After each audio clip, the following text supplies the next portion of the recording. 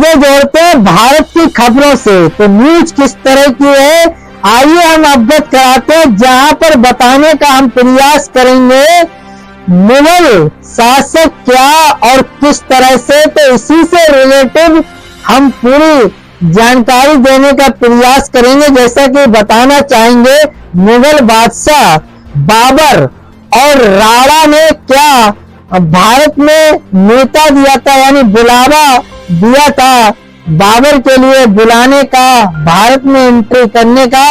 तो इसी से रिलेटेड जानकारी है, तो हम अवगत कराना चाहेंगे अपने चैनल के द्वारा। तो वो किस तरह से है। आदाब में असरुद्दीन, आप देख रहे हैं जलाल न्यूज 9 टीवी चैनल के द्वारा साक्षात्कार कराएंगे इस खबर के साथ। तो आखिरकार खबर क्या कहलाती है, खबर के अंत तक जरूर बने रहे। खबर सूत्र और सौजन्य के हवाले से किस तरह की खबर है, तो खबर के अंत तक जरूर बने रहे। तो आइए हम अवगत कराते हैं इस खबर से। वो इस तरह से है, जैसा कि बताना चाहेंगे क्या मुगल बादशाह बाबर को राणा सांगा ने दिया था भारत आने का न्योता। जानिए पूरी कहानी किस तरह से है।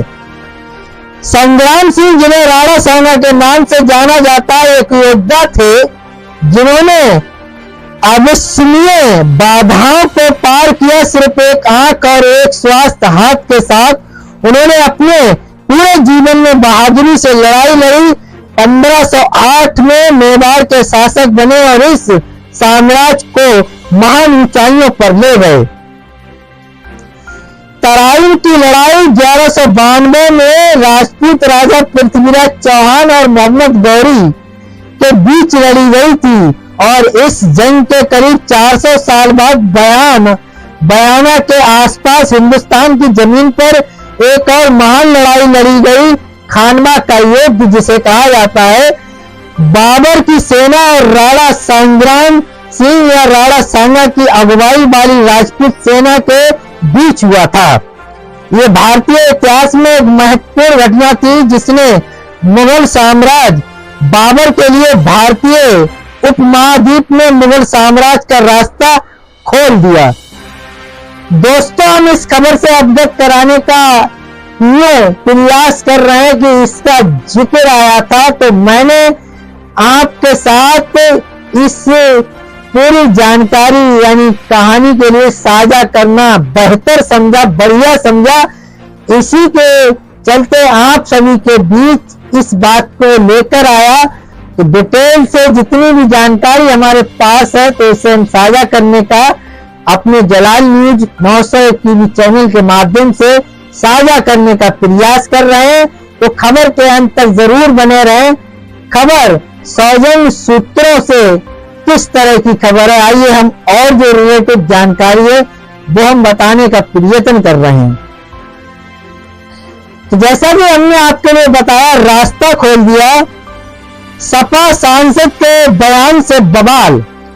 राज्यसभा में सपा सांसद रामजी लाल सुमन ने राणा सांगा को लेकर विवादित बयान दिया, जिसके बाद राजस्थान समेत पूरे देश में सियासी घमासान छिड़ गया। दरअसल उन्होंने सदन में दावा किया कि इब्राहिम लोदी को हराने के लिए राणा सांगा के न्योते पर बाबर हिंदुस्तान आया था, लेकिन क्या वाकई में बाबर को भारत आने का न्योता मेवाड़ के राणा सांगा ने दिया था?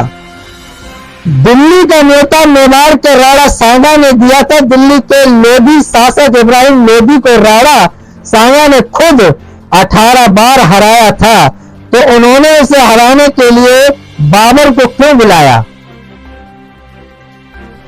इतिहास की जटिलता के कारण इस सवाल पर अलग अलग दृष्टिकोण मिलते हैं। दृष्टि कहते हैं नजर के लिए, देखने के लिए, तो दृष्टिकोण मिलते हैं और राजस्थान के विभिन्न इतिहासकार इस घटना के बारे में अलग अलग ब्यौरा देते हैं। कर्नल जेम्स सुल्तान, जिन्होंने अपने इतिहास और राजस्थान की प्राचीन वस्तुओं में राजस्थान का इतिहास दर्ज किया है, जिसे लेकर राणा सांगा के दरबारियों और कवियों तक के स्रोत अलग अलग है। इतिहासकारों ने पहले मुगल सम्राट बाबर की ओर से लिखित बाबरनामा में उल्लेखों की व्याख्या की है। जिसमें उन्होंने राणा सांगा के पत्र के बारे में बाबर द्वारा बाबरनामा वर्जित समय की जांच की है। राणा सांगा को सपा सांसद ने गद्दार भर के वंशज विसराज बोले बाबर को लाइए नहीं, उनके खिलाफ लड़े। फरगाना के शासक बाबर को समरकंद वर्तमान उज्जैन के स्थान में पराजित किया गया था। अपने राज्य का विस्तार करने और ज्यादा पैसा जमा करने के लिए उसने 1526 में हिंदुकुश पर्वत में प्रवेश किया। उसने 1526 में पानीपत की लड़ाई में लोधी वंश के सुल्तान इब्राहिम लोधी को हराया। भारत में मुगल वंश जिसकी स्थापना बाबर ने खुद की थी ने लगभग 2 शताब्दियों तक भारतीय उपमहाद्वीप पर शासन किया, जो औरंगजेब के समय में चरम पर था। ईसा शताब्दी सैकड़ा साल से रिलेटिव रखते, 100 साल हो जाए तो एक शताब्दी की गिनती होती है। जहां तक मेरा मानना है, मैंने देखा है और पढ़ा है, तो आपके लिए बता दें, औरंगजेब के समय में चरम पर था। 1530 में पानीपत की लड़ाई में जीत के 4 साल बाद 26 दिसंबर को आगरा में बाबर की मृत्यु हो गई। मेवाड़ के महान शासक राणा सांगा संग्राम सिंह, जिन्हें राणा सांगा के नाम से जाना जाता है, एक योद्धा थे जिन्होंने अश्वमेध बाधाओं को पार किया। सिर्फ एक आंख और एक स्वस्थ हाथ के साथ उन्होंने अपने पूरे जीवन में बहादुरी से लड़ाई लड़ी। 1508 में वे मेवाड़ के शासक बने और इस साम्राज्य को महान ऊंचाइयों पर ले गए। उन्हें राजगद्दी पर बैठने के लिए मेवाड़ ने एक लंबे समय से चली आ रही परंपरा को तोड़ा, जिसके अनुसार दिव्यांग व्यक्ति को राजा नहीं बनाया जा सकता था। जब सांगा ने अपना शासन शुरू किया तब दिल्ली की सल्तनत अपने चरम पर थी और मालवा और गुजरात के शासक उसके खिलाफ खड़े नहीं हो सकते थे। भले ही उन्होंने सेना में शामिल होने के बावजूद ऐसा किया हो, सांगा के नेतृत्व में मेवाड़ की सीमाएं दूर दूर तक फैली, जो पूर्व में आगरा और दक्षिण में गुजरात की सीमा तक पहुंच गई। मारवाड़ और आमेर जैसे शक्तिशाली शासकों ने उनके अधीन काम किया और उन्होंने 80,000 घुड़सवारों की एक सेना की कमान संभाली। साथ ही 7 राजाओं, 9 रावों और 104 सरदारों की कमान संभाली। ग्वालियर, अजमेर, सीकरी, कालपी, चंदेरी, बूंदी, गागर, रौन, रामपुरा और आबू के नेता भी युद्ध में उनके पीछे हो लिए। राणा सांगा ने मालवा और गुजरात की संयुक्त सेनाओं को कई बार हराया, जिससे इस क्षेत्र में उनका प्रभुत्व दिखा। गागरोन, हटौली, धौलपुर और इधर जैसी लड़ाइयां उनकी विरासत का हिस्सा बन गई, क्योंकि उन्होंने अपनी भूमि की रक्षा और विस्तार के लिए लड़ाई लड़ी। दिल्ली पर नजर रखते हुए राणा सांगा ने अपनी अगली चुनौती की तैयारी शुरू कर दी। सल्तनत की गद्दी संभालना और उत्तरी भारत में सबसे शक्तिशाली शासक के रूप में अपनी जगह पक्की करना। बाबर को किसने मांगी थी मदद? बाबर से किसने मांगी थी मदद? मुगल साम्राज्य के संस्थापक बाबर ने पानीपत में अपने प्रसिद्ध जीत के बहुत पहले ही भारत की ओर अपनी यात्रा शुरू कर दी थी। तैमूर और चंगेज खान के वंशज बाबर को फरगाना में अपनी मातृभूमि से बाहर निकाल दिया गया था।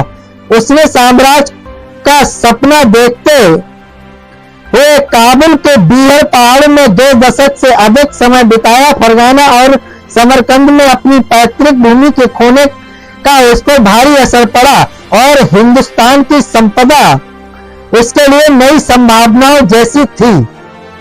बाबर ने भारत पर आक्रमण करने के लिए 1503 में प्रयास शुरू किए। उसके बाद 1504, 1518 और 1519 में अभियान चलाए। पंजाब और आक्रमण सहित ये शुरुआती प्रयास सफल नहीं हुए। 1526 में पानीपत की पहली लड़ाई में अपने 5वें प्रयास तक बाबर ने लोधी सुल्तान इब्राहिम लोधी को हराया और जीत का दावा किया। 1523 में बाबर को दिल्ली सल्तनत के प्रमुख लोगों से निमंत्रण मिला। सुल्तान सिकंदर लोधी के भाई आलम खान लोधी, पंजाब के गवर्नर दौलत खान लोधी और इब्राहिम लोधी के चाचा अलाउद्दीन ने इब्राहिम के शासन को चुनौती देने के लिए उसकी मदद मांगी। बाबर ने राणा सांगा से किया था संपर्क। आलम खान ने बाबर के दरबार का दौरा किया और भारत में राजनीतिक अस्थिरता के बारे में बताया। बाबर ने पंजाब में गुप्तचर भेजे और उनकी रिपोर्ट में उसे आगे बढ़ने के लिए प्रोत्साहित किया। बाबर के संस्मरण बाबरनामा में राणा सांगा के निमंत्रण का उल्लेख है, लेकिन इसका जिक्र पानीपत के युद्ध के बाद ही मिलता है, जब बाबर राजपूत राजा के विरुद्ध युद्ध की तैयारी कर रहा था। जीएन शर्मा और गौरी शंकर हरिश्चंद्र ओझा जैसे कई इतिहासकारों का तर्क है कि बाबर ने अपने साझा प्रतिद्वंदी इब्राहिम लोधी के खिलाफ गठबंधन की उम्मीद में खुद राणा सांगा से संपर्क किया था। वैसे राणा सांगा शुरू में इसके लिए तैयार भी दिखे, लेकिन बाद में उन्होंने संभवतः मेवाड़ दरबार में अपने सलाहकारों के प्रतिरोध के कारण अपने कदम पीछे खींच लिए। महत्वाकांक्षा और संधियों से प्रेरित बाबर के भारत आगमन ने इतिहास की धारा को नया रूप दे दिया। मुगलों के खिलाफ सांगा का युद्ध 21 अप्रैल 1526 को बाबर ने पानीपत की पहली लड़ाई में इब्राहिम लोधी और अपनी बहुप्रतीक्षित जीत हासिल की, जो उसका 5वां प्रयास था और भारत में उसके पैर जमाना भी सुनिश्चित हुआ।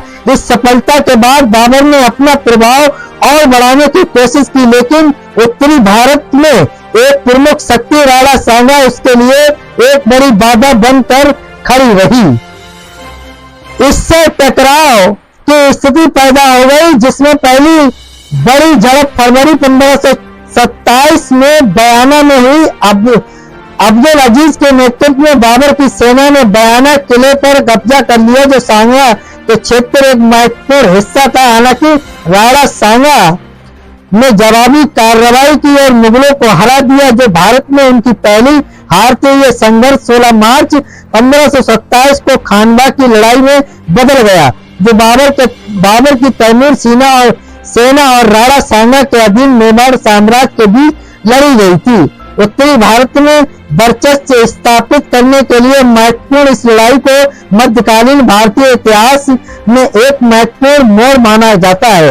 राणा सांगा को दिया गया जहर इतिहासकार सतीश चंद्रा ने अपनी पुस्तक मध्यकालीन भारत सल्तनत से लेकर मुगलों तक में लिखा है कि यह युद्ध उत्तर भारत में बारूद के व्यापक इस्तेमाल वाली सबसे पहली लड़ाइयों में से एक थी। हालांकि तैमूरियों ने जीत हासिल की, लेकिन इस युद्ध में दोनों पक्षों को भारी नुकसान हुआ और इस क्षेत्र में नियंत्रण के लिए संघर्ष काफी जोर होगा। बाबर का भारत पर आक्रमण महत्वाकांक्षा और रणनीतिक गठबंधनों से प्रेरित एक सुनियोजित कदम था। शुरुआती असफलताओं ने उसके संकल्प को और मजबूत किया, जिसके परिणाम स्वरूप 1526 में पानीपत में उसकी निर्णायक जीत हुई। दिल्ली की अस्थिरता की रिपोर्ट और आलम खान और दौलत खान की अपील ने उसके अभियान को आकार दिया। बाबर की विजय ने भारत के इतिहास को फिर से परिभाषित किया। 1527 में भरतपुर के खानवा में युद्ध शुरू हुआ। पहली मुठभेड़ राजपूतों के हाथ लगी, लेकिन अचानक एक तीर राणा सांगा के आंख में लगा। वे युद्ध भूमि से दूर गए और राजपूत युद्ध हार गए। इसके बाद भारत में मुगल साम्राज्य स्थापित हो गया। बाबर ने युद्ध का बदला लेने के लिए युद्ध विरोधी सरदारों ने सांगा को जहर देकर मार दिया। महाराणा सांगा की 30 जनवरी 1528 ईस्वी में 46 साल की उम्र में मृत्यु हो गई। तो ये खबर थी मुगलों को लेकर, कहाँ किसने युद्ध किया, कौन सी सन में किया। तो इस खबर के लिए बताना उचित समझा, टॉपिक ट्रेंडिंग में आया तो इसने सामने लाने का प्रयास किया। तो उम्मीद करते हैं खबर उपयोगी व अच्छी लगी हो तो एक आगाज जरूर कीजिएगा। चैनल को लाइक शेयर सब्सक्राइब, घंटी वाला बटन ऑल करना ना भूलें, जिससे हर नोटिफिकेशन आप तक पहुंचता रहे और हमारे लिए एक सहानुभूति, हौसला अफजाई, मोटिवेशन मिलता है। उसी मोटिवेशन के साथ हर रोज तरोताजा खबरों को लेकर आपके बीच उपस्थित होते हैं। मेरा खबर दिखाने का, बताने का, समझाने का मकसद रहा लोगों के लिए जागरूक करना, न कि किसी की भावना के लिए ठेस पहुंचाना। खबरों में हमारे साथ बने रहने के लिए हमारे चैनल जलाल न्यूज 901 के लिए सब्सक्राइब करें, जिससे तमाम छोटी बड़ी खबरें आसानी से मिल सके। जय हिंद।